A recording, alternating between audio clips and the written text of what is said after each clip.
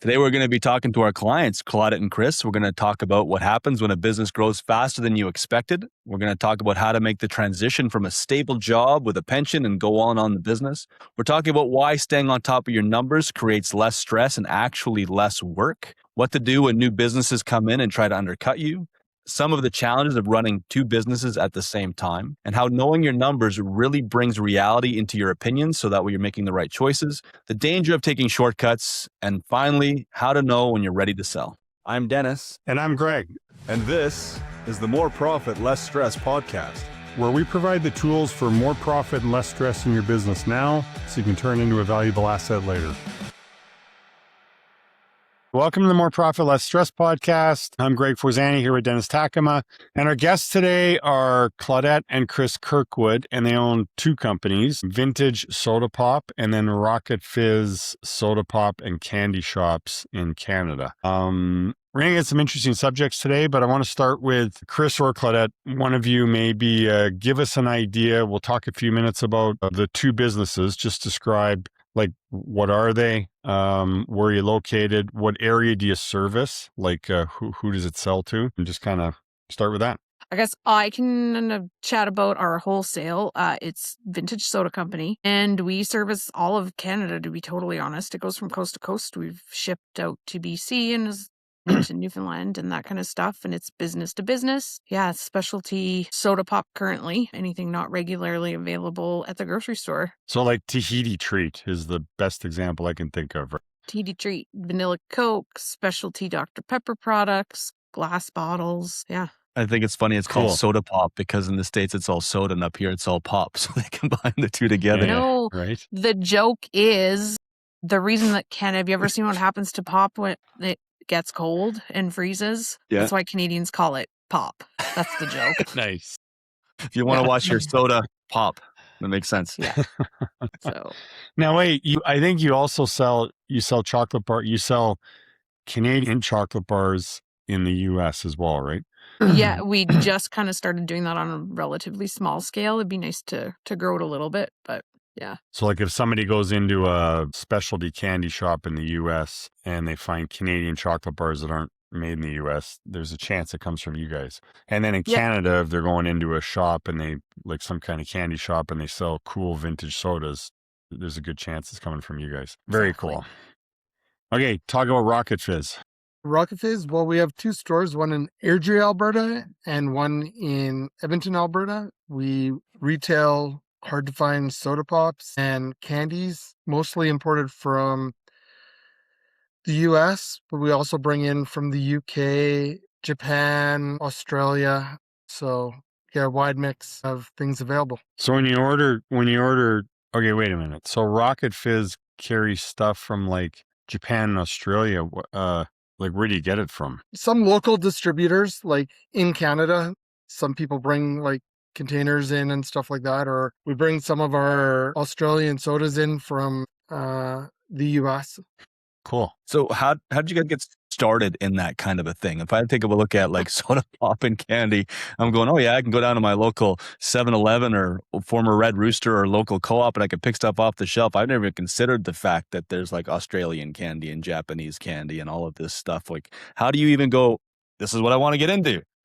What's the story there? Oh, I think Red Rooster, you might be dating yourself a little bit. Oh, I was going to say the same thing. A constant trip to the Red Rooster to go pick up your standard slushies at lunchtime. So kind of when we got started, in a past life, we were kind of craft beer people, but unfortunately our budgets don't lend well to getting into the liquor business. But a lot of the craft breweries down in the States in particular have started doing craft sodas. So it kind of evolved from there. Started in our basement, graduated to the garage.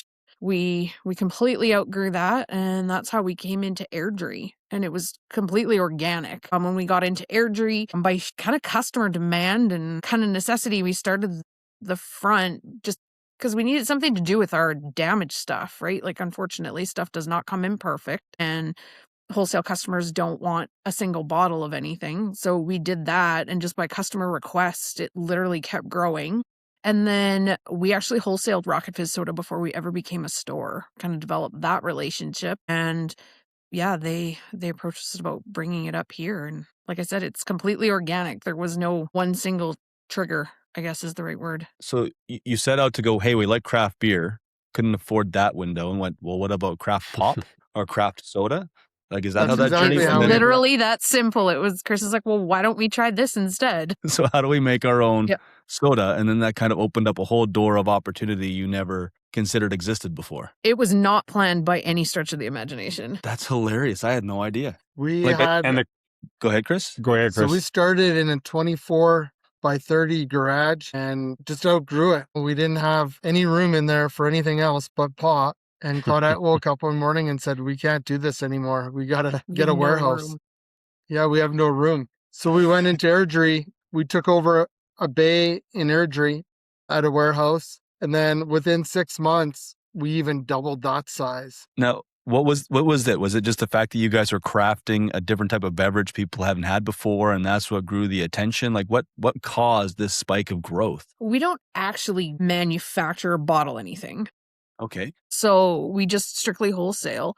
And yeah, it was organic requests. And we're like, oh, this is kind of cool. Maybe people will like this. And we started small, partial pallets and all that kind of stuff. And now it's kind of graduated into multiple truckloads. Yeah. At a time.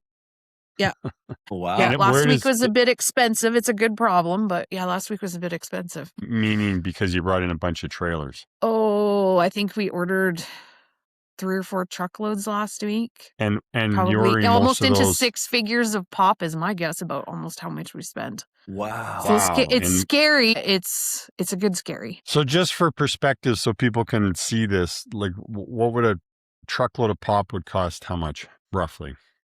Roughly 20 to 25,000 American. Wow. And that does that include or not include shipping? No, definitely not shipping. And I mean, I guess we can get into a shipping conversation later, but like I remember back in give or take 21, when gas prices were going bananas. Like just for perspective, share with the audience the price to ship a container from the southern U.S. because most of your stuff comes from South U.S., right? I'd say probably half. So Yeah. to ship a container from the southern U.S. to Airdrie, where you're located, was how much? And then how much did it become? Like I remember in like a 9-month window, the price just skyrocketed through 21 or Do you- whatever it was.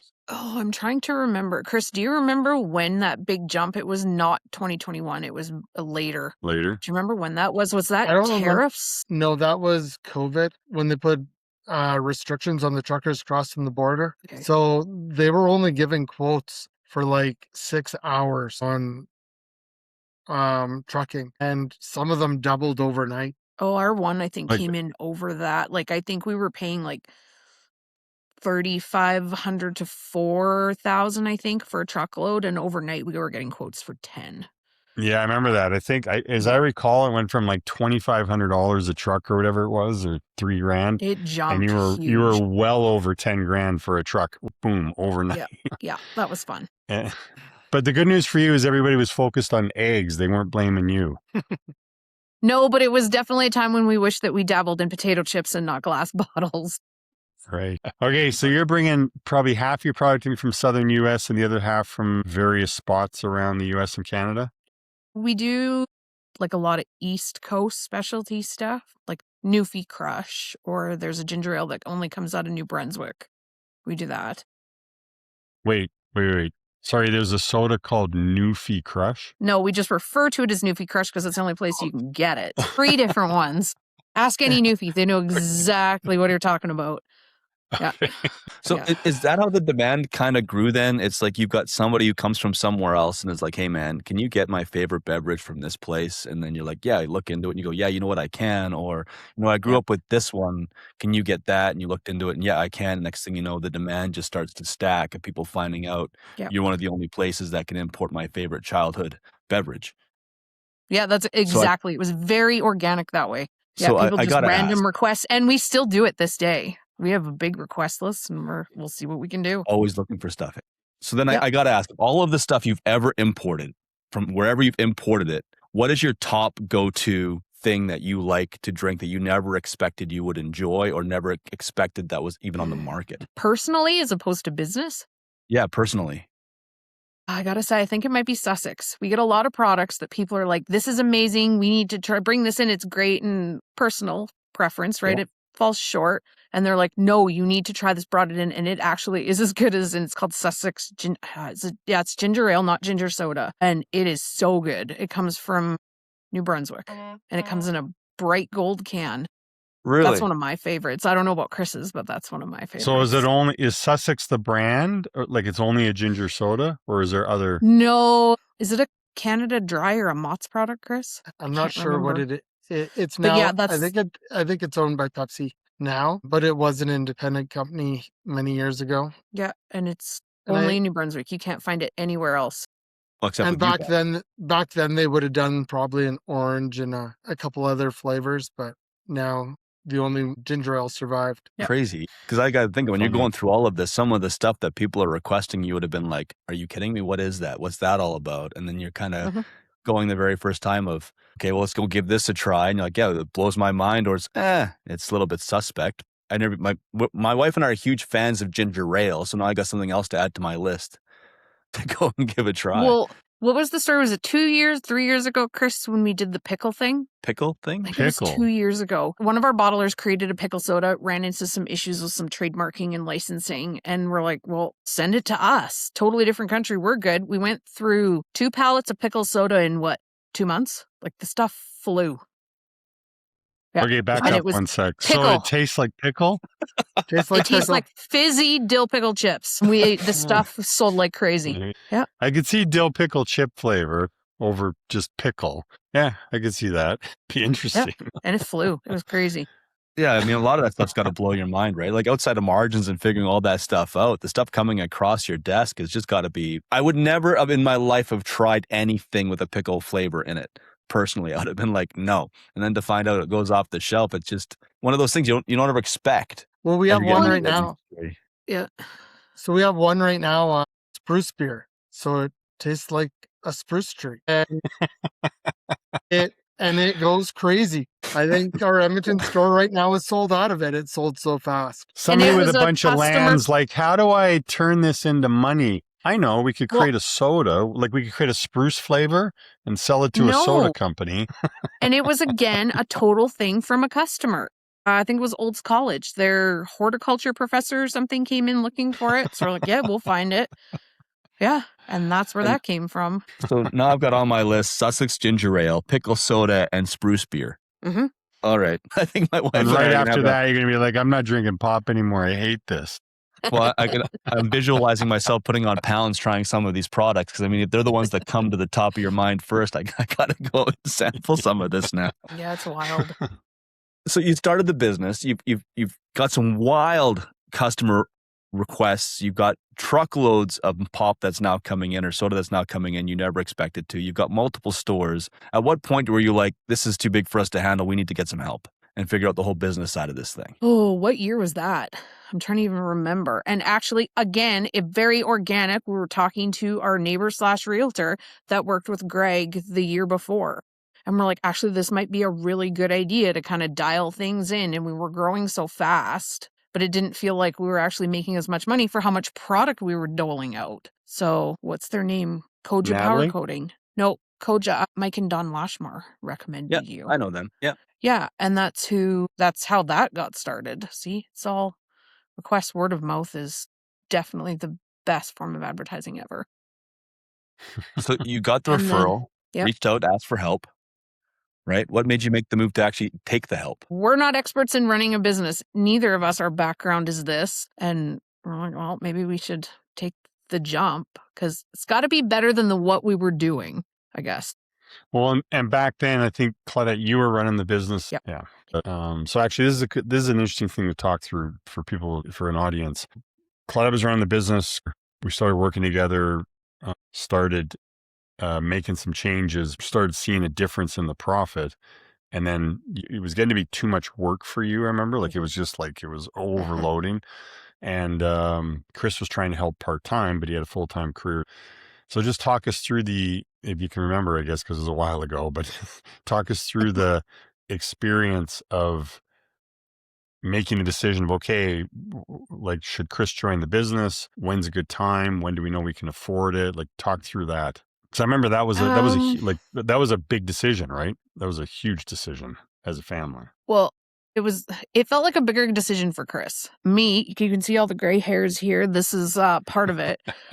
We started our wholesale business. We had the 2 stores. How old was Winston? Wasn't even walking. So our first kid was tiny. I'm taking him to work. And when we started the first Rocket Fizz store, we were pregnant with our second. And I was just like, dude, like, this is too much. Like, and we discussed hiring someone as opposed to him coming on, but honestly, who knows how to do it better than we do. And it just got to the point where I'm like, yeah, we need to make some decisions because this is just, the stress was piling up. And it wasn't even on the business side, it wasn't even the financial thing per se. It was just the stress.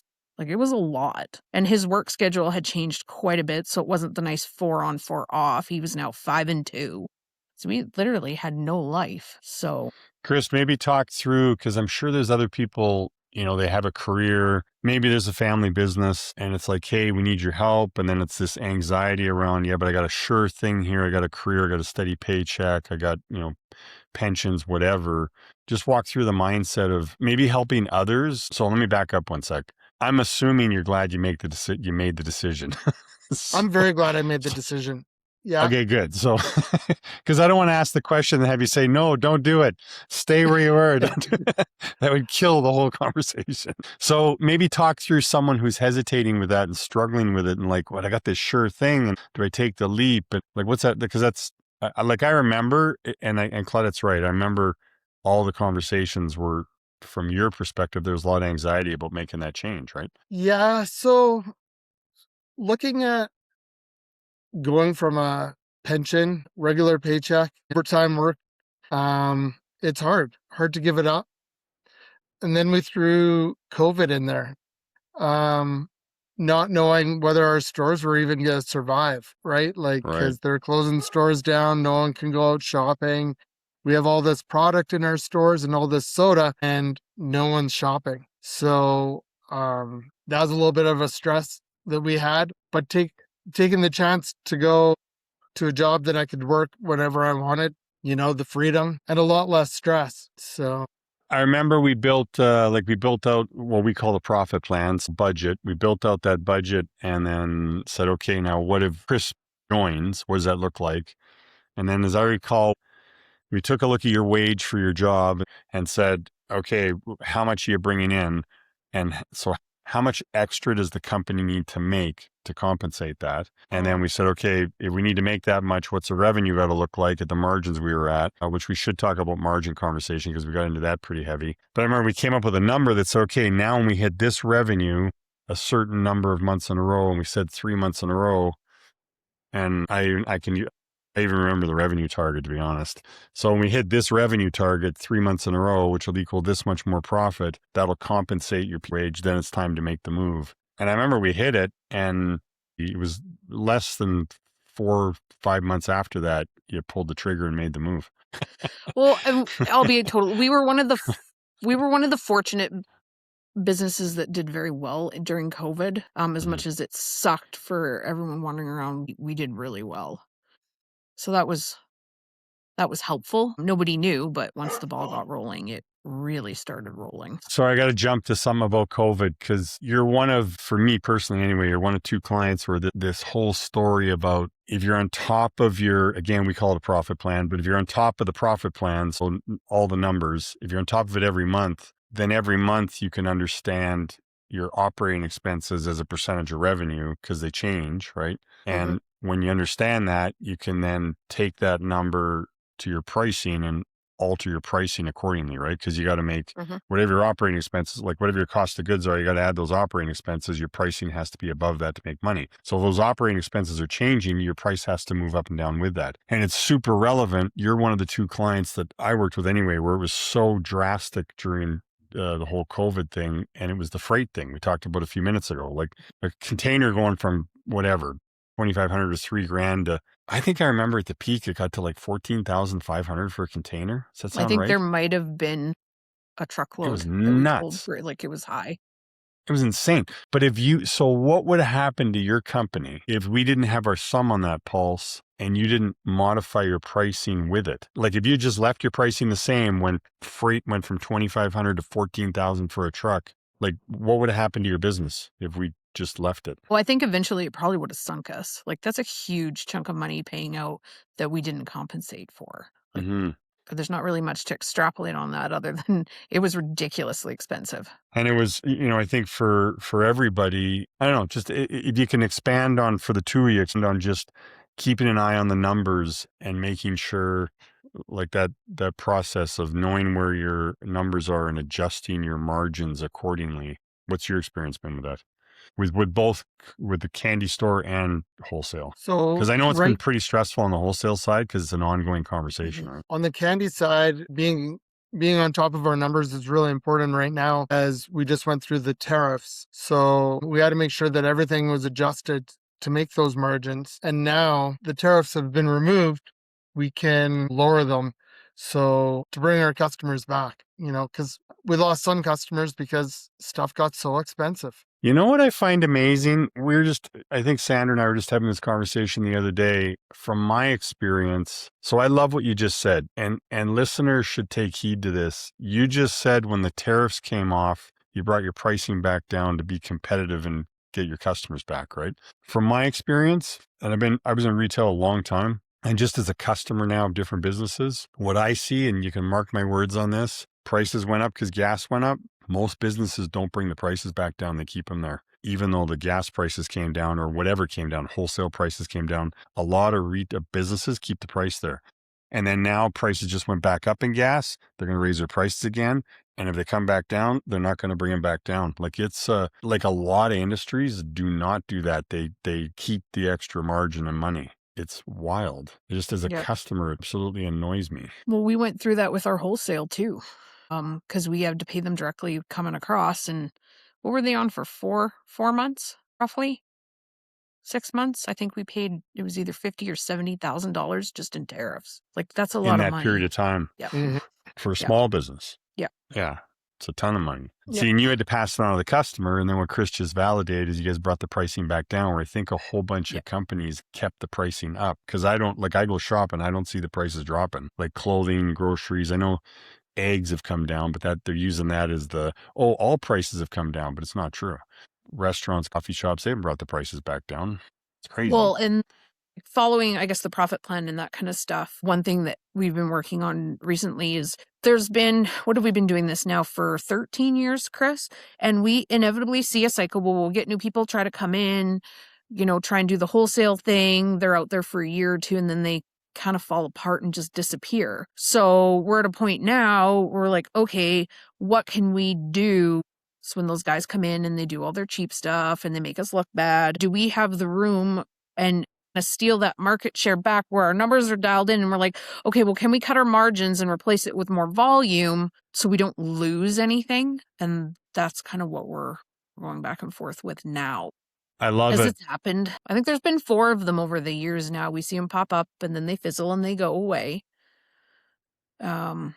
And that's kind of been our go-to point. So sorry, Like just to be clear, you're saying competitor comes along, really cuts pricing because you're on top of your numbers. You're able to have your thumb on the pulse and say, okay, what do we need to do with pricing? If we do this, will we sell more? What's the impact? Can we still be profitable? And then we even got into like margin blending, like knowing if you sell more of, because even on your stuff, like, well, every company in the world, your margins on different products and services you sell will be different. So you guys were able to say, hey, on these products, our margins are higher and these ones are lower. So, can we, what do we need to do to sell more of this and less of this so we can blend at the right rate?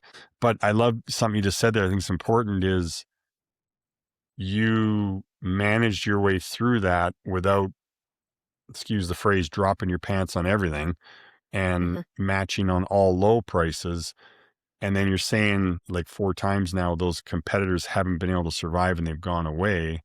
And it's because they're not profitable. You can only survive so long without making money, right? Well, and we see it's the same pattern, and Chris can vouch to this. We'll see them come in, their prices will be ridiculously cheap because they're running out of like their garage. Well, they don't have huge overhead expenses. Well, we have staff, we have a forklift, we have rent. Like this is what we're doing. And then they go along for a few months, 6 months, whatever. And then their prices start to jump because now all of a sudden it's getting to the point where they can't do it anymore. They're either paying rent or they have to pay shipping. And we're watching it currently with one competitor. He was dirt cheap. Like we spent hours trying to figure out, we're like, okay, he must have found some new supplier.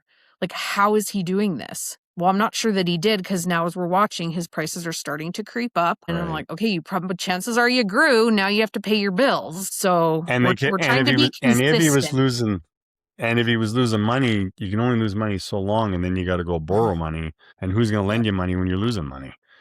Yeah, good for you guys. That's a huge lesson. Okay, I remember one massive change. Can you expand on, because I think a lot of small businesses, like Dennis, you probably see this, a lot of small businesses don't have let's call it a point of sale system, inventory management, project management, whatever. It depends on the industry, right? Some kind of software. Like Claudette, Chris, what kind of impact did that make on your business? Because that was a big deal, right? Implementing in your case, an inventory management system. Expand on that a bit. Like, what change did that make to the company? When we started, we were using spreadsheets, right? Like making invoices, creating them with spreadsheets. But then inevitably we were like, right, we're out of this. How much of this do you want? So we'd send out our spreadsheets for people to put in and we were always short. And Chris had pointed out something. He's like, well, if these people are budgeting $1,500, say, for a pop order, well, they've planned 1,500. We can only deliver 12 or 1,000. We're losing money, right? So we moved missing sales.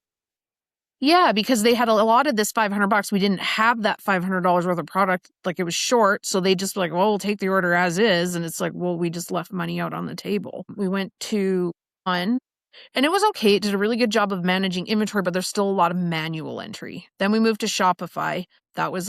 It's expensive. I'm not going to lie. Like, that was one, but it was great. One-stop shopping. We were able to, bottle deposit went in, inventory was live. We could take credit cards. It was great. We ended up scaling things a bit back because it was a huge expense every month. But we were at a point where we're like, okay, how many hours is it going to take us to manually add bottle deposit versus what we're paying every month to have it automated, and we can pay someone for cheaper than what it was costing us. But the live inventory was a huge change. People were like, I have $1,500. They put it in. They were going to get exactly what they ordered. Right. Because they had $1,500 in their pocket to spend, so to speak, and they would spend it all. Versus not knowing what they can get, and they want $1,500, but you only have $1,200, and you just missed $300 in revenue, which they might spend somewhere else. Well, and I guess another thing that we had done by doing that is it was more of like an e-com site. So there might have been something that they never planned on buying. So they're like, ooh, that's really cool. I should add that. And then we sucked a little bit more money out of them, right? Like, we're not here to lose money. We obviously want to make money. And the faster we can turn our stuff over, the better it is. And I can imagine that every time somebody asks to call an order and you got to say, well, let me go check. Would really slow down the entire process and create kind of a nightmare for the customer's perspective. But because you've made things so simple, it's easy for them to increase their number of transactions, buy more from you, look at other options, and you're not having a whole lot of extra labor time associated with how do I organize this to make sure there's enough. Because like you said, you short somebody on an order or you're short on an order. It's not just the fact that they're short on the product, it's the reputation that goes with being short on a product, right? Without a proper system, you become untrustworthy. I don't know what I'm going to get. With a proper system, at least they know what they're going to get and they know what's available when it's available, which saves both sides a whole lot of mental stress to know it's just streamlined. Well, and if we can get the product in the customer's hands quicker, we're going to make more money. They're going to sell it if they start on a Tuesday making the order and we can have it in there delivered to them on Friday, they're selling it all weekend. Oh, and for then sure. then they're hopefully going to replace that order the next week and we go forward. But if we don't have a process in place, they're going to start their order on Tuesday and we're going to ship it out to them on Monday. We've missed a whole weekend. In our business, we only get so many nice days that people want to drink pot, right? Right. So there's a sense of urgency, which to me makes a lot of sense. You talked about the challenges of trying to dial in the proper system. And what I'm hearing is you didn't just try one thing and quit. You looked at other options to smooth the process out. But I mean, that's one of those things that gives you an advantage over your competition too, is I can make an order with you and I know it's going to be there by the time I need to sell it. It's not this guessing game of, okay, well, maybe in 6 months it might land at my front door. I know I can place the order on Monday. It's there by Friday. I've got a lot more confidence in you. My customers have a lot more confidence in me, and it becomes more of a partnership than just you can buy stuff from us type arrangement. Hey, so tell us, so most people would freak out about owning one business, right? Like a lot of people would just like, I can't run it. It's too much work. You guys have two. I mean, in theory, sort of three. Call it three. Yeah, but two of them are the same concept, two different locations. talk us through, and I'm not, so first of all, I get it. Owning two different businesses has its stresses. I mean, I get it, but I'm going to say, boo frickin' who, because if you're making money in both businesses, suck it up. But tell us, what are some of the things you've had to do to make sure you can make two businesses run both profitably? Because that's unheard of for many people, right? Especially small business. Like corporations, sure, I get it, they do it, but small business, that's super intimidating. Oh, I think one thing we figured out as of late, there's so many things that we've had to tackle. I think our Edmonton location has been a little more work, mostly because we don't live there. So anytime Chris has to go deal something, he's gone. It's not just the drive. It's like, well, if I'm going up there, he's gone for days. So as of late, the processes and the consistency and what we can really drive home with the team up there, I think has gone a long way. And keeping the pulse on what's going on. I mean, Airdrie's easy. Our warehouse and our retail stores in the same building. Edmonton was a little tougher. And staffing is our single biggest thing. Right. That's been the hardest to kind of overcome. I mean, we can figure out ordering. We can make that happen. But you can't make people do what they're supposed to do. So maybe on the non-staffing part, if I'm reading between the lines, because to you it's instinctive, but to most people it's not. You're just kind of saying, if you got your processes, checklists, playbooks, whatever it is all in place, then managing two businesses becomes very achievable. I'm not going to say easy because it's not easy, but it's achievable. It's simple. Becomes more simple. Right. Would be the phrase. But then in theory, both of our businesses both of our stores should be the same. Yes, there's going to be different people. They're in different places, but in theory, it should be exactly the same. Right. In theory, it's a process, it's a grind, but you know what? I think we're making progress. I mean, Chris can vouch. I think our new team that's in place is getting better. Our new team is excellent, and we're on top of the numbers, right? It's a lot less work when you're on top of the numbers and a new order comes in just to oversee it instead of having to take a deep dive into those numbers to make sure you're making a profit. Because the last order that came in, we were making a profit. So we just have to skim over it now and ensure that we're still making that profit. Right. Okay. So I got to ask the question that I think a lot of small business, I think, you know where I'm going? A chunk of small businesses. Yeah. A chunk of small businesses probably deal with this. And a lot of them the results are probably all over the map with this. But how do you run a family business and keep the family together? Like husband, wife, family business, so that you knew I was going there, right? So yeah. There's an epidemic no one's talking about. And right now, that epidemic is the fact that 90 to 95% of businesses are failing. And I want you to think about that for a second. That means 9 out of 10 people who start a business or buy a business go out of business. So now, if you're a business coach, or maybe you're even thinking about a career change and you want to start business coaching, there's something you need to know. Most business coaches think their biggest problem is getting clients, and they're wrong. Their biggest challenge is keeping clients. And you want to know what keeps clients? Financial results. Not breakthroughs, not clarity sessions, not feel-good kumbaya stuff, but cold, hard cash. And here's the proof. You see, we track the cumulative results across every single client in our program. And 94% of the people using our curriculum pay themselves a fair market salary as well as a very healthy net profit. That's 94% of them. And we're fighting this epidemic, and we want your help to make a real difference in small business success around the world. That's why we're licensing our proven curriculum to coaches, mentors like you, and advisors who actually want to get their clients paid. If you're interested in learning more, you can just simply click the link below. How do you do it, right? And I think it's probably harder to do in small business than in corporations, because I think corporations can have family, but they have distinctively different departments. They don't really cross over much. Small business, you're both into everything, right? So I know it has its ups and downs, but how do you make it work? What does it look like? I'm at home. And you can't just say one person tells the other person what to do all the time. Chris, did you just say you're an overachiever? No, I said I'm at home and she's at work. I heard overachiever. Boy, I missed that. In other words, what I'm hearing is we have our separate offices, so not stepping on each other all day. Go take a time out. Go over there. There's some truth to that. I'm not going to lie to you, right? We work together. We live together. We have the same social groups. It can be a lot. You have kids together. Freaking kids. Anyways, I think I can speak for me when we kind of divvied things up. Like I took on more of a major role in our wholesale business and Chris took a more major role in our retail, and that helped. So then he can come in and he'll see, right? Like when you stare at something every single day, it kind of, you don't think of it. So someone coming in almost with a fresh set of eyes and he's like, hey, what about this and this? And kind of vice versa, right? And it's not really all that different than a corporation per se. So we have growing a business as a couple before Greg and after Greg. Because one thing we learned is the numbers don't lie, right? So when instead of just arguing about things, you know what? Let's look into the numbers. They're going to tell us the answer to this question. That's a really, that's a really good piece of advice, actually. Because you know what? You could take my opinion and lose a lot of money, or her opinion and make a lot of money. So I like how you it kind of takes emotion out a bit and allows you to say the numbers are the mediator. Yeah.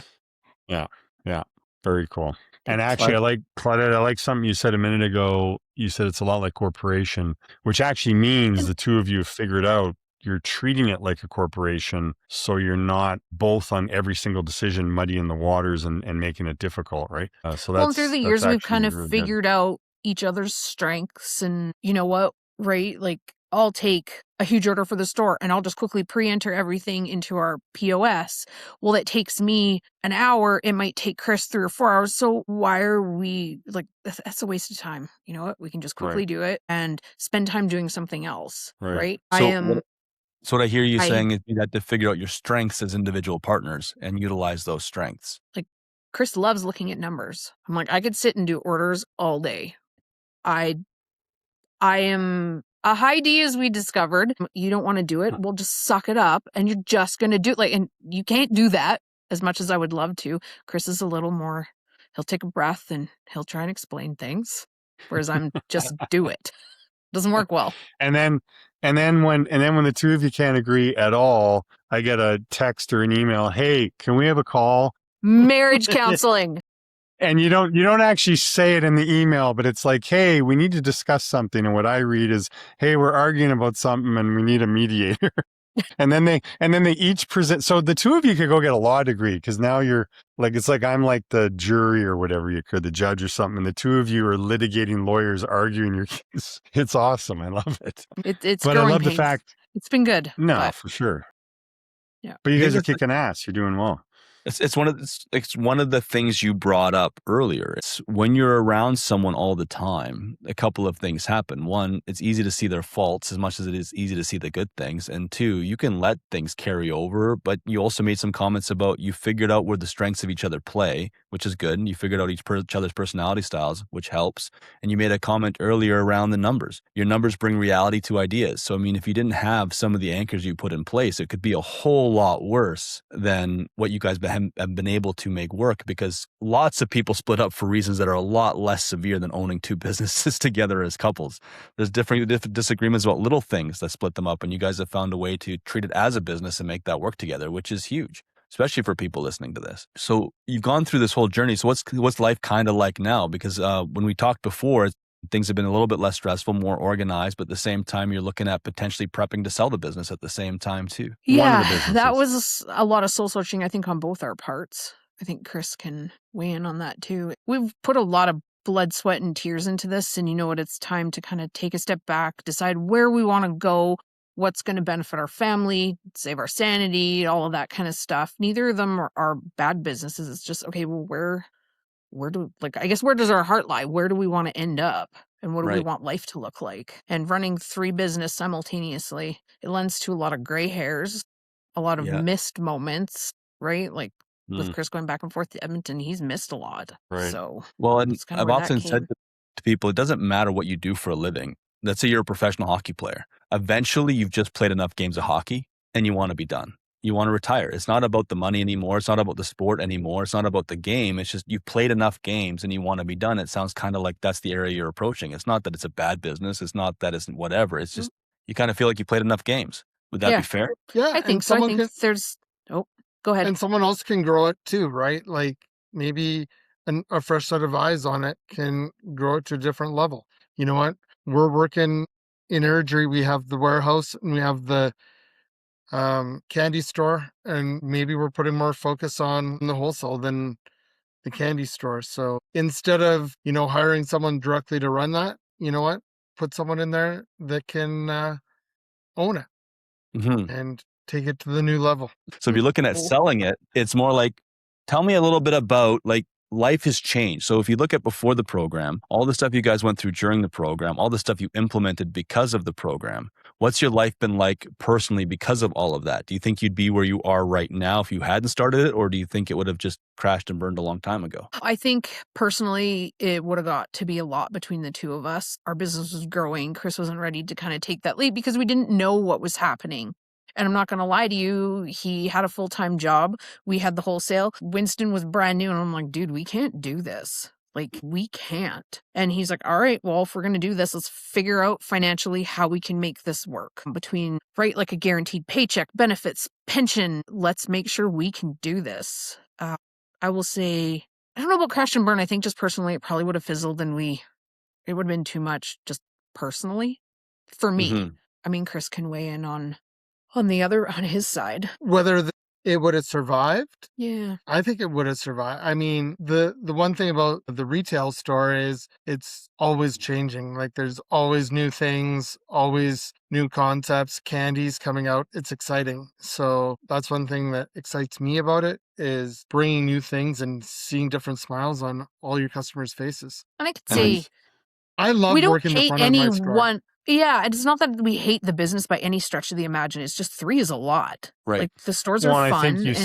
see, yeah, and I think you see like where you're at with your family and stuff, and you also see like both businesses have an opportunity to grow that much more, and you're like, Mhm. okay, we got to pick one and take our chance and go after that, which means you got to sell the other one, and you've chosen one of the two. Doesn't mean one's bad, just you picked one, and you see the opportunity, and then someone else can buy that other business and expand the opportunity there. So it's a good business, makes money, it's healthy. And like Chris said, if someone gets in there and is full-time at it and can put all their attention on it, they can take it to another level. But yeah, it's overall, not what neither one of them are a bone anchor.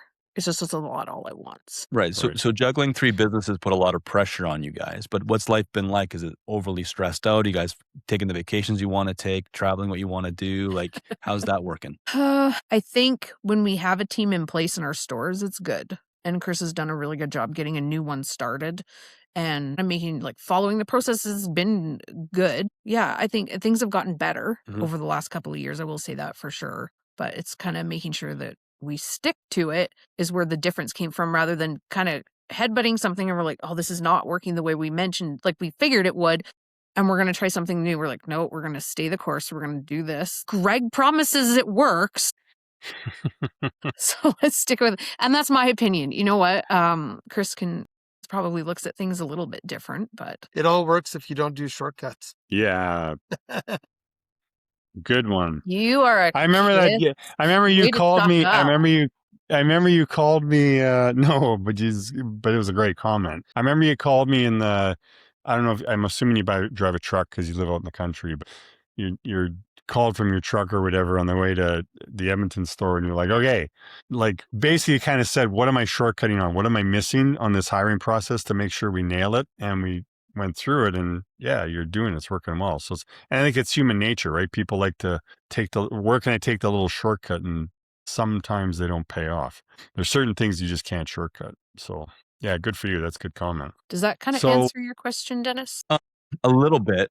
I'm only worried about somebody listening to this and hearing that you guys are going to sell. It sounds like I'd be still buying your problem, not buying your solution, right? Like, so if I'm No, listening to this, I'm hearing, yeah, it's a lot of work and we played enough games and I kind of don't want to play anymore. And I wouldn't be overly excited to jump and be like, dude, that's an opportunity I want to take. It's more like, okay, so you guys have gone through a lot for sure. You kind of want to sell, yes, because you played enough games, but what's like, you got to give somebody a reason. Like, it's not, guys, we're not hanging up the skates because I hate hockey. I just really want to give the opportunity to somebody else who can really take this thing, grow this thing, and take it to a level we just don't have the energy for. That would be more exciting than, oh yeah, it's okay. well, and back to your comment about life after the business are doing well. And all of them are doing well. You know what? We have, our holiday trailer. We go camping all summer long. We go to Disney. We go to many holidays. You know what? Life is good, and it supports a good Yeah. lifestyle. Yeah. You have horses, and those aren't cheap. Do not bring those up in front of Chris, please. But you wouldn't be able to have them if the businesses weren't doing well, right? And you know what? The store is fun, and I don't do as much with our retail stores on the front end. So when I go up, like, it is fun. You get up there, you talk to people. We get some really random customers that, are really kind of cool. And that kind of thing. And you know what? The product, like, if you get into candy and you can, I guess, geek out on it is the right word. Like, we do get a lot of satisfaction when we find things that we're like, we've been trying forever and we finally managed to actually do this. Like, there is an excitement to it. The business, it's healthy. Like, the margins are good. Like, it is kind of fun. They're good. They're ridiculous. Yeah, it's not that the business is bad or the people suck or anything like that. Like, we have some really cool customers, and Chris has met quite a few of our regulars. And I think if I can say from sort of, I guess I can say from being an insider, but then I'll also say from the outside looking in, like when we started working together was right before COVID, actually, right? Like give or take around 2019. I think COVID was just if I go back and look. Because where were we moved? No. In our house. No. You hadn't moved yet. No. Okay. No. That's when we met. So that's where I'm going with this. At our house. Yeah, so that's so it's I think it was before COVID. But anyway, so say 2019. Mm-hmm. I know when we met, and again, just kind of because for the two of you, you've been living it every day. So you're like the parents with the business, and the business is the kid, and you're not seeing like the growth on the measuring stick, right, or the maturity of the kid. So for me, I look at it and go, like, I know when we met, the one, like the distribution business was doing okay. The stores weren't really super healthy. Now, fast forward to today, through that time period, stores started making good money. Distribution's making good money. You guys as a collective owning 3 different companies are making an extremely good living, enough you could go buy a acreage so you can go buy expensive horses. Stop. And buy expensive food to feed them. But anyway, the whole point is to what Chris said earlier, you guys are living a life you want to live, right? You're being able to do the stuff you want to do, and you're not living check to check. You're not freaked out about paying bills, like which a lot of small business, like reality is 90% of small business owners are afraid of, are living check to check and can't pay their bills, and definitely can't live the lifestyle they want to live. So you guys have achieved that, which is awesome. And now you're like, okay, if we want to go to another level, we got to pick one of the businesses and we want to run with it and take it to a whole nother level, and give somebody else the opportunity to take the other business and take it to another level, right? Because they'll have and that's great. That's like, you're not, where most people got to dump a business and they'll say, oh, it's for sale, it's really good. And you go look at the numbers and it's a piece of garbage and you're buying somebody else's headache, back to Dennis's point. So that's not the case at all here. But I think you guys have lived it. So maybe you don't see it as much as I've been able to see. Like, I know you went to the bigger property, got some toys, been taking holidays. Like, you're doing really good, right? Financially, you're in the top 5% of businesses, for argument's sake. So, and our kids are getting older, and we want to spend more time with them. So that's one of the big reasons that we want to spend more time with them. Well, and I think this is kind of, we're at the next step. Kind of, I guess, goals, if that's the right word. Because I remember when we started with the program, we remember hearing about Carrie and the couple that owns Budget Blinds. And we were like, how in the heck does she take off to the lake for the summer? He does a little bit of work remotely. And we're like, that's what we want. And we're like, okay, we're at a position, like, we're like, can we take that next step? And, fortunately, the way like the program has helped and our businesses have gone, we have that potential that we can do that. No, it's awesome. It's now, okay, so research indicates 95% of businesses fail, which means they either close or go bankrupt, which then means 95% of small businesses out there are in that situation where they can barely pay themselves a fair market wage and they're not making a profit. So they're struggling check to check, right? So you guys have been able to turn 2 businesses around. Well, I guess arguably 3, but 2 of them are the same. What advice would you give to those people like that think this is what life is like. It's not going to be any different. But like, what would you say to them? I think be realistic is one. Don't go and start a small business and think you're going to be driving some $200,000 vehicle. Be realistic. Like, start from the ground up. There are steps to it. We see a lot of people that just, their expectations are way too high right off the get-go. I'm going Well, to start a that's business and be kinda- the next Steve Jobs. No, but Yeah. you laugh about it, but I think No, it's I'm agreeing definitely with something you. that people, we've seen it. hmm And we watch people with other businesses and we're like, how are you doing this? Because it doesn't add up. Be realistic, and Right. then you can grow it and you can make it happen eventually. Like, dial in, like Chris and I have talked before, and with Rocket Fizz, we were like, you know what? If a lot of these brand new businesses, because a lot of people who buy franchises have never done this before, if they Yeah. would give people the right kind of like a program like this, hey, give it to them for like a month or 3, get them off on the right foot, and things would be a lot different. As much as we knew it was different to hear it where we're not experts in running a business. We're experts in sugar. That's what we do. Right. Right.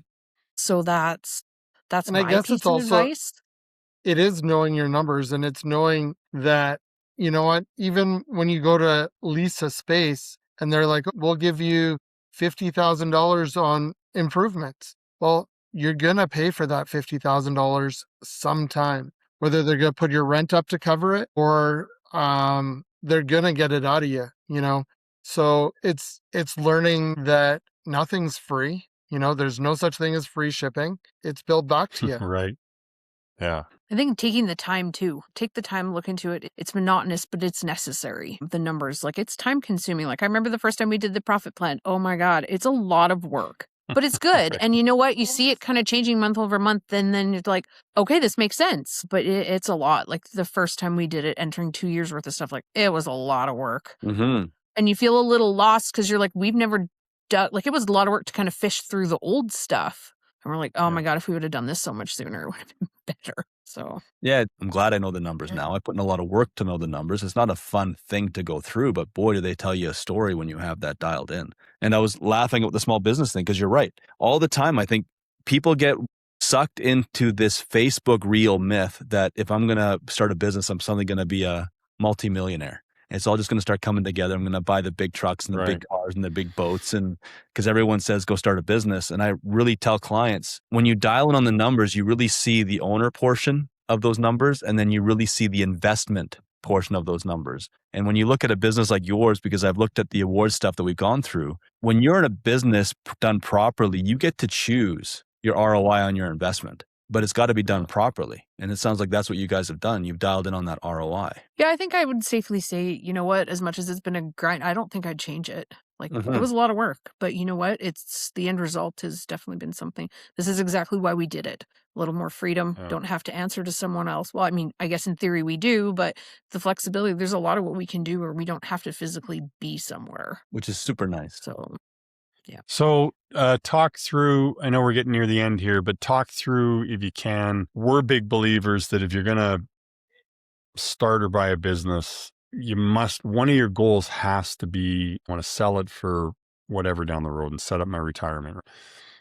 Or sell it and take that money and do the next thing in life. And again, reality is like only 2.5%, this is crazy. Only 2.5% of businesses sell for more than just the assets of the company. Like, they actually sell for assets plus goodwill. That's insane. So you guys are going through this, you're getting into this process of you're going to sell one of your businesses. It's going to sell for more than assets. Just walk us through, like, walk the listener through, you're getting into that process now. You're putting a package together. Like, what's the mindset? What are you thinking? What's your confidence level on it? Just kind of talk through that. I think when we went through the process originally, I was a little bit surprised at how much the value was actually there. We were like, oh, wow, that's kind of cool. And I know this whole process kind of started because someone actually approached about buying it.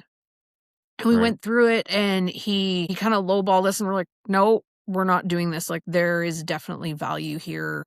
We're not going to give it away. As much as, yes, we say we're tired, we're like, we also know that what we have is a good thing. Yeah, and it's just kind of being confident, I guess, in what you have, right? We're not in a position where we absolutely have to dump this. So we're going to kind of stick to it. And you know what? We've put the work in. We deserve to get something back. Well, and the fact that you got a lowball offer tells me more about the industry of buying a business than it does about your business. How many Yeah. people Oh walk in? yeah, he's like, I think your goodwill's too high. I'm like, oh, that's great. You can think that, but no, we're sticking with it. So Because guys that buy the businesses know that most will never sell. They come in and they lowball and they hammer, but Yeah. you've built out the confidence to know what it's worth. And that's a huge thing. yeah. Do you have anything to add, Chris? Nope. All right. I always say that the meeting was really awkward with the guy because he'd be like, oh, I think this is just too high. I'm like, yeah, but we've been here for this long. Everything is consistent. Like, I don't know what to tell you, Yeah, dude. here's the Like, I'm sorry, profit. I'm not giving it to you for the price of what's sitting in there. Because if that's the case, I'll transfer it to my Edmonton store and we can walk away with the same deal. Like, no, I'm sorry, but the fact that you might not like how much is there, but in 2 years, you're going to get your money back. Yeah. Well, and I always like when people So- make statements around things they can't necessarily defend, right? I think your goodwill, Right. well, Yeah. compared to what? Like, what are you comparing Yeah. it to? Like, what's your basis for it? What's your evidence? And they're not really looking All at the evidence, companies not making a profit, their goodwill zero. and they'll just lowball because Like they can. they'll take my deal. Then you're like, well, why don't you go buy one of them? Because I want yours because it's making money. Oh, okay. No, I think it's definitely confidence. Yeah, putting together all the Like evaluating. selling. Yeah. Yeah. So what did we do that's giving you the confidence to say no to a buyer who's looking to? Because a lot of these buyers, like Dennis said, they're looking at businesses that aren't making money. So their majority of businesses they're looking at they can buy cheap, but they don't want them because the business doesn't make money, which means they buy the business and they're going to lose money for a couple of years. And by the way, they might lose money forever. They might never make money, right? So they'll lose money for a few years if it happens to make money. And then they see yours and it's making money, but they want to buy yours for the same. It's like they want to buy your house that's been renovated, but they want to pay the price of the neighbor's house that hasn't been renovated yet. Or they want to buy a Porsche for the price of a Cavalier. Like, Yeah, like it's not the same thing. So what are some of the things we've gone through in preparing to list it that's giving you the confidence to know, no, it's worth this. It's been renovated and it's worth that. I think just going through and like the itemized thing, like, okay, well, what goes with it? Besides just inventory, what goes with it? And if you were going to go through, and it sounds silly, but it's like, okay, the shelving, not just the product, but the actual whole process of putting it all together, like the assembly, it's worth something. You know what? We've got everything here, the product, the shelving, the lease, I guess, like all of it. And we're like, what would it take to start this from scratch with absolutely no track record? And we're offering it for less technically than what they say it takes to start a Rocket Fizz from scratch. And we're like, dude, we have 7 years of track record showing that this works. You're not trying to prove anything. We hand deliver. You sign the piece of paper, we give you the key, and the next day you're making money. And the processes are all in place. Yeah. You know, you don't have to question how to deal with people calling in sick or new training packages and all the information that you should collect and stuff like that. It's all in place. You can really roll in and start going. Plug Yeah, and like play. the first day, it's more than turnkey though. You turn the key and that day you're making money. Our Airdrie store and Edmonton, actually, both of them, they don't owe a dime to anybody. There's no debt that comes with this. You sell $1,000 worth of product and like you're going to make money off of that. And then the store is making an actual profit. So we took all those assets you're talking about, then we took the profit part, multiplied it by a multiplier, and that equals the price. And then they should be able, like you said, in a very reasonable period of time, with the profit they're going to start making day one. And that's such an undervalued perspective for most people. Like day one, you're going to turn the key, you're going to sell $10,000 worth of stuff for however long it takes you to do that, and you're going to make a profit on that 10 grand. Where most businesses, you're going to turn the key, and that first $10,000 in sales, you're going to lose money. And you're going to lose money month over month over month over month. And then you have to fund those losses. Like that buyer's got to fund those losses in that business. Where's that money come from? So now it's not the price you paid for the business. It's the price you paid for the business plus the losses, because you got to go pull that out of your equity somewhere or borrow the money. You're selling them one where here's the price, and day one, you're going to be making money, and you're going to pay back that. And when it's paid back, you now have an asset, plus you're making money again. And we're taking wages out of it. So we're not only making money, we're also taking wages, Claudette. Yeah, we don't work the store at all. Both of them. Right. And it's rare. Like I think, your average, like Dennis said earlier, your average buyer, most businesses they bump into, if they even know how to crunch those numbers, they're going to find out it doesn't make money. It's going to lose money for a while. So when they bump into a business like yours, it's kind of shocking, to be honest, probably. Like from their perspective, it probably causes a little confusion in the brain because it's like, what do you mean I got to pay more than the assets? Well, because you're going to make money day one. Yeah. Well, I don't, most business brokers, like when I've talked to one, he was one of the top business brokerages in Canada. And he said 70% of our listings never sell. And of the ones that do, most of them sell for less than what the owner wants and for more than what the buyer wants to pay. That when you come across a business that's actually profitable, I think it's hard for them to work through if it's true or not. That's also part of the challenge because you look at most businesses that list for sale and it's all arbitrary what they're selling for. You guys are selling on facts. And when somebody comes across and they see the facts for what they are, you're going to find yourself the right buyer because they're going to see the potential and the value there versus up that just comes along and hopes it's going to work. We've had 3 clients and quite frankly, about to be a 4th, and then you'll be a 5th. So we've had 3 clients in the last little over a year list their businesses for sale and they've sold them. Like they've got a dialed in offer to sell in less than 30 days. There's a 4th one, literally, it just hasn't been announced yet, but they actually sold like in less than a week. And there's a 5th one. He's going through the package you guys are going through to do the same thing, list it, put it for sale. And then when you guys list, we'll see how long it takes, but similar kind of a scenario, right? So when a buyer finds a company that's actually profitable, it's like finding a diamond in a rough. They go fast because that's what people want. They want to buy business to make money. They don't want to buy business to lose money. Yeah, exactly. Yeah. We had that experience. Be interesting to see what happens for yours when you go to list it, because I know you're going to list it shortly here. Because you haven't listed it yet, right? We have actually. Officially? Yes. Yeah. Surgery listed. Okay. Yeah. So I know with ours, we had a buyer quickly, and then we got in the process with the buyer. And while we were in that process and we were not allowed to take offers from anybody else, we could entertain buyers, just not take offers. But I remember those other buyers, there was 6 other buyers prepared to pay more than the actual buyer we had to deal with without even knowing what the buyer agreed on. And we asked, like, why are you so focused on like willing to outbid the current buyer? And they're like, because we've looked and looked and looked, and very, very, very few businesses are profitable. Like, and they want to go into a as certain a thing as they can, I guess I would say. So it's, yeah. So back to Claudette, back to your point, like, don't take the low ball because they're comparing you to other businesses they've been lowballing that aren't making money. They're comparing you to the house that hasn't been renovated yet, and they're trying to get it for the same price. It's crazy. Yep. Okay. I know we're running on time, and you potentially have a delivery truck showing up there with a container full of pop. Yeah, we have a little bit coming in. Is there anything we missed you think would be of value for the listener to hear? Any piece of advice, anything we missed, learning experience? I think my biggest thing is as long as pay attention to the numbers and always be willing to kind of reevaluate and learn something new. I mean, there's a lot of stuff we're doing right now that we never planned on doing, but it just made sense when we sat and thought about it. Don't pretend like you know everything. Good one. Chris, how about you? Yeah. Happy wife, happy life? No, I'm just joking.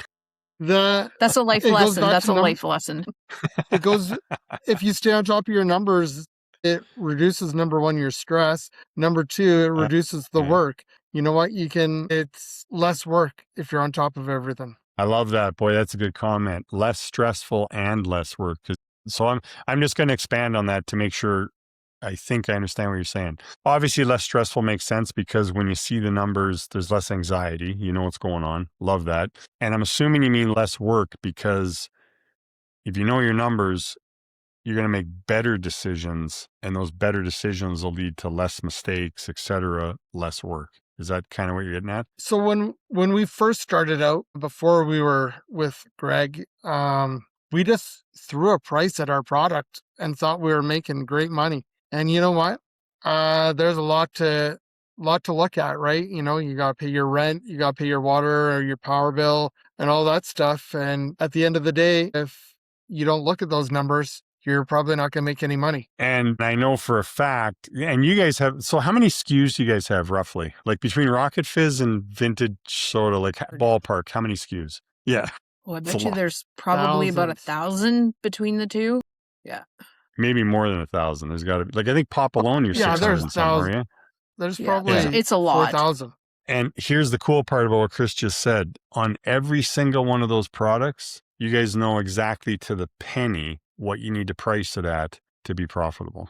That's Mhm. pretty cool. Yep. Every single month. Like every time an order comes in, you know, if you need to make a price adjustment, you know to the penny how much. And that's been a big part of why you're profitable, and to the point, you know, you guys know, like Chris said, according to your rent, water, expenses, staffing, we got to price it at these because we got to cover that. That's pretty cool. That's yeah, that's awesome. And back to the margins, like if I can reduce my margins or reduce my price and maintain my margins, I'm going to go more on the volume, right? And probably make more money And we're able to in both my calculate that. businesses. Yeah. Especially when cool. selling dill pickle soda. Hey, you laugh. That stuff did a good business for us 2 summers ago. I'm laughing because I'm surprised. I'm laughing because it makes sense. We went to the air show years ago, and it was really, really hot outside. And Dwayne came back. My father-in-law came back with a pickle on a stick. And suddenly everybody wanted pickles on sticks because the salt and the vinegar and the heat was all the electrolytes. So I can imagine if someone's out there selling pickle-based soda, that's going to do kind of the same thing because the body craves that stuff in the heat. So I'm actually very excited to give it a try. Candy is no different than like fashion. There is like the trends. Like it's wild. Yeah, I can imagine. Makes sense. Yeah. TikTok Wow. does crazy things. Right? Exactly. Yeah. No. Okay, so before we wrap up, first, the soda distribution company, which also distributes candy bars in the US. If somebody's listening to this and they want to carry Canadian candy bars, like if they're in the US and want to carry Canadian candy bars, or if they're in Canada and want to carry unique, cool cottage industry sodas, how do they find you? You go online to our fancy new website. Actually, we're publishing it this week. We just did a big Nice. revamp and whatnot, and it's www.vintagesodacompany.com, and that is the Cool. best way to find us.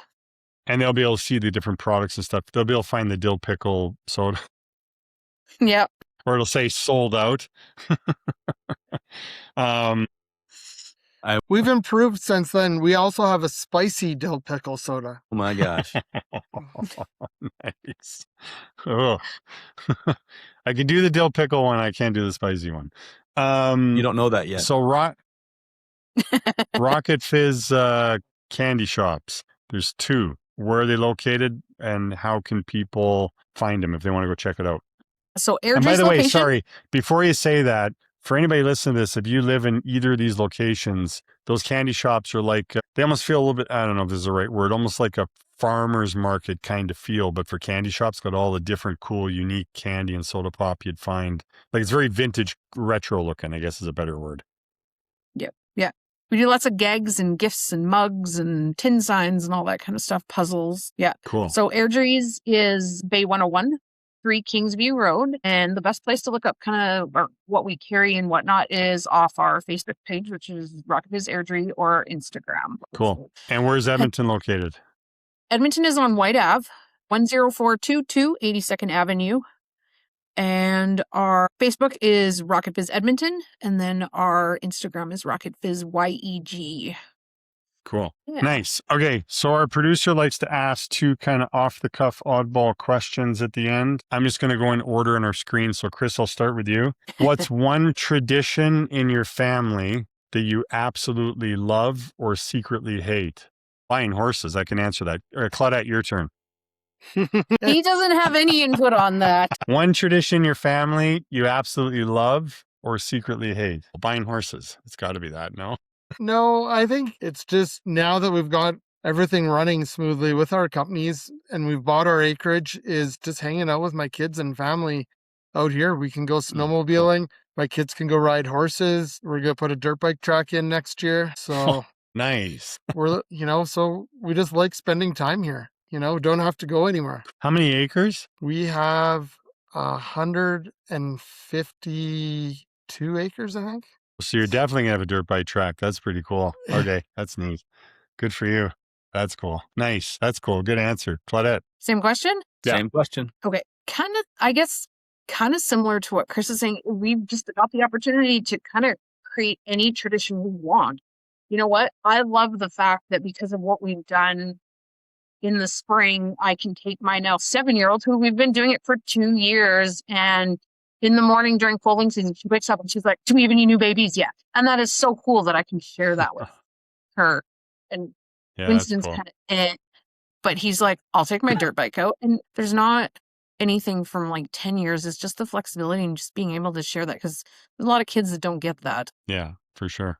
Very cool. Dennis. I'd say the tradition I'm still really enjoying is all the Christmases with family. The fact that my parents are still around and my parents-in-law are still around and the kids get a chance to do all of that stuff. It's one of the things I look forward to every year. Just get everybody together and play games and do all the fun stuff. That's cool. Mine's going to be a really low-key answer. We went and got a really big couch. So when we're wiped on the weekend and want to just chill at night, all 3 big dogs and us get to all lie on the couch like a big bed, turn on a movie and just kind of chill. The dogs lie all over you in a big heap. I know it's a lame one, but it's good. I like it. Okay, question 2. What would be a dream vacation if you could go on one tomorrow? Chris. Dream vacation if I could go on one tomorrow. Probably Texas, down to Houston. I just love spending time down there by the beach and hanging out. Cool. Are the beaches nice there? Yeah. Yeah. Clean. Nice. I think it's easy to forget that Texas is also coastal. Yeah, right? Yeah, people don't think of that, for sure. Cowboys and horses don't like the beach. It's not, they don't have a beach. Yeah, so true. Claudette. It's a tough one. Now that we have the flexibility, I've been checking out so many cool places. Oh, for sure. And I think it'd be really cool to kind of go into like the Tennessee, Kentucky area. I've seen like there's some really cool underground kind of cave like rivers, and there's a lot more than country music and resources out there. Don't get me wrong, Nashville The is whole culture. pretty cool, but there's so many things there that are really cool, and I've never been. That's cool. Dennis. I'm a huge fan of the movie Couples Retreat, and they joke about sandals and all those Fiji islands. If I could pack up and take Kayla tomorrow, I'd go to one of those. So you want to go swim with sharks? Yeah, it's my truth. It's my truth. I'm one of the very good old Vince Vaughn. No, that's why I can see why Tony Robbins built his resort on Fiji. I'd love to go check out the islands. I think that'd be a fun little trip to go to. If I could pack up my bags and go tomorrow, I would. Cool. Love it. I think mine would probably be going back where someone I've already been, which is southern Italy on the coast. Sweet spot. Loved it. Food's amazing. Pretty cool. Beaches are great. Water's great. But there's lots of other places. Not gonna lie, I thought you were gonna say something with your dogs. No, I can't go to Italy for, well, one of our dogs won't let us go because if we leave him with the babysitter, he'll eat the babysitter. So it's going to be a while before I can go on a dream vacation. Hey, dude, then you don't have to worry about feeding the dog while you're gone. Or paying the babysitter You when sign you up get home. you get babysitter schedules, a new babysitter each day. You just sign one up for each day. Oh, I Feeds sure the you can make it 3 or dog. 4 We get days to go off on of our one. trip. Poor guy. I make him sound like such a bad dog. He's a great dog. He's super protective. Is what it is. Okay, awesome. Thank you, Claudette, Chris. Totally appreciate it. Yeah. Thanks for sharing the insights and the story. I appreciate it. And it was fun. We never get to talk to Dennis. So One day. Thanks for listening to the More Profit, Less Stress podcast. If you liked what you heard, be sure to subscribe or follow on your favorite podcast platform and leave a comment or review if you're feeling generous. To learn more about us and what we do, check out our website. Until next time, take care.